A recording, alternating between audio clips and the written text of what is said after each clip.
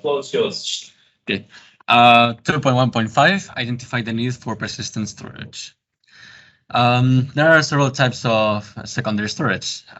There's the hard disk drive, the solid state drive, the optical disk, and the flash drive. Each of these have varying sizes and are appropriate for different types of devices for transferring different file sizes too. Then for persistent storage. Computers need persistent storage to store files, software, and other programs which should not be lost after the system loses power.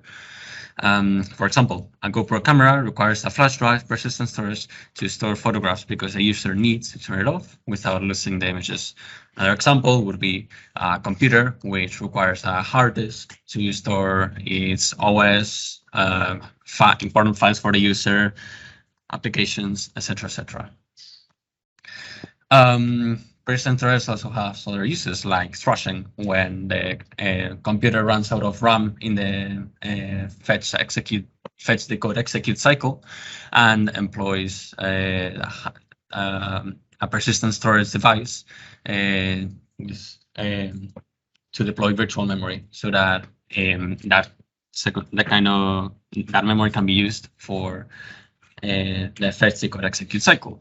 It can also be used for copying data between devices in a flash drive, optical disk, etc., and also for storing memory backups in floppy disks, hard drives, and also read-only magnetic tapes, which tend to be only read-only memory.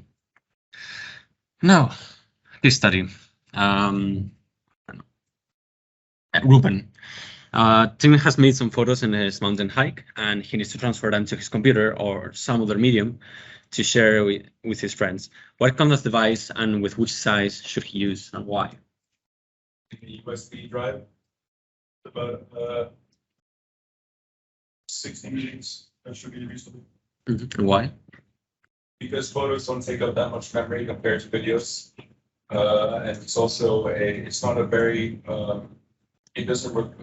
It's not a very long trips. It's only like a day or two long, so it's not be a lot of photos. Therefore, 16 gigabytes should be reasonable. Okay, and that's it. Oh, you got a question about this?